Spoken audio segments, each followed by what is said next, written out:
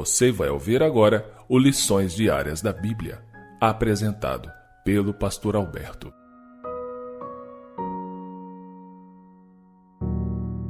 Olá, hoje é domingo, dia 15 de maio, e o tema do estudo de hoje é Monte Moriá. O texto bíblico, que é a base do estudo de hoje, está em Hebreus, no capítulo 11, no versículo 17. E esse texto nos ensina o seguinte: Pela fé, Abraão, quando posto à prova, ofereceu Isaque. Estava mesmo para sacrificar o seu unigênito, aquele que acolheu alegremente as promessas. Gênesis, capítulo 22, se tornou um clássico na literatura mundial e inspirou filósofos e artistas, não apenas teólogos. Porém, é difícil entender o significado desse teste. A ordem de Deus contradiz a posterior proibição bíblica contra sacrifícios humanos, que está em Levítico 18, verso 21, e parecia ir na contramão da promessa da aliança eterna por meio de Isaque, feita lá em Gênesis capítulo 15, no versículo 5. Então, qual foi o propósito de Deus ao ordenar a Abraão que fizesse isso? Por que testá-lo de maneira tão profunda, tão difícil? A noção bíblica de teste, a palavra teste vem do hebraico nissá, abrange duas ideias opostas. Refere-se à ideia de juízo, ou seja, um julgamento para saber o que está no coração de quem é provado. E podemos ver isso em Deuteronômio capítulo 8, verso 2, comparando com Gênesis capítulo 22, versículo 12. Mas também traz a certeza da graça de Deus em favor dos provados, conforme Êxodo capítulo 20, verso 18 a 20. Nesse caso, a fé que Abraão teve em Deus o levou a correr o risco de perder seu futuro, sua posteridade. E ainda, porque confiava em Deus, fez o que ele pediu, não importava quanto fosse difícil entender. Afinal, o que é fé, se não confiar no que não vemos ou não entendemos totalmente? Além disso, vale ressaltar, a fé bíblica, a fé que Deus deseja que a gente tenha, não é tanto sobre a nossa capacidade de dar a Deus e se sacrificar por Ele. Embora isso tenha um papel, conforme Romanos 12, verso 1. Na verdade, isso é sobre a nossa capacidade de confiar nele e receber sua graça, ao mesmo tempo em que compreendemos o quanto somos indignos.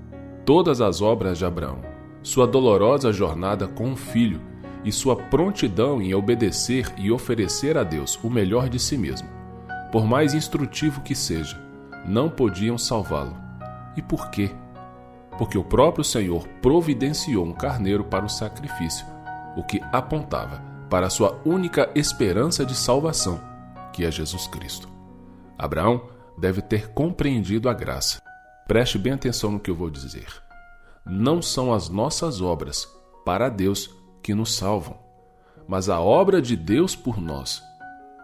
Por mais que, como Abraão, sejamos chamados a trabalhar para Deus. E essa verdade absoluta e inquestionável é encontrada em Efésios capítulo 3, verso 8, Romanos 11, verso 33 e no livro de Tiago, capítulo 2, do versículo 2 a 23. Essa é, com certeza, uma das lições mais importantes que precisamos aprender em nossas vidas. A verdadeira fé, claro, nos faz obedecer, faz a gente agir, faz a gente caminhar, faz a gente dar o primeiro passo quando tudo parece difícil, quando tudo parece até impossível. Por mais que a gente se sinta sozinho, nós nunca estaremos sozinhos. Por mais que até que todos nos abandonem, Deus nunca vai nos abandonar. Fé é isso. É nós agradecermos por algo antes mesmo de ter recebido. É porque Ele vai conceder coisa muito melhor. Isso é fé. Agora, olhando pelo outro lado, a fé sem obras é morta. A fé genuína nos faz confiar na graça de Deus, mas também produz obras boas, produz obediência. Só que vale ressaltar, a verdadeira obediência não nos faz pensar que pela obediência seremos salvos. Nós somos salvos por obra divina. Nós vamos receber a volta de Jesus porque Deus vai conduzir a nossa vida até lá. Não é o que a gente faz, não é o que a gente realiza, não é o cargo, a função, ou a experiência de vida, ou a qualidade das obras que eu realizo que me faz ficar mais perto de Deus, mas sim o quanto eu reconheço que tudo que eu sou vem de Deus, tudo que eu tenho vem de Deus, e tudo aquilo que diz respeito à salvação é uma obra feita exclusivamente, 100%, realizada pelo Espírito Santo, por Jesus Cristo e pelo Pai. E eu encerro lembrando também que é óbvio que isso não significa que as obras não sejam importantes. Elas são.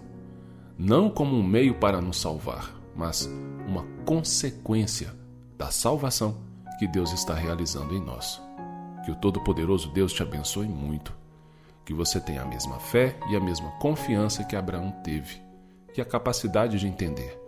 Não são nossas obras que nos levam para o céu, mas o Todo-Poderoso Deus com sua graça. E isso produz em nós como consequência obras maravilhosas.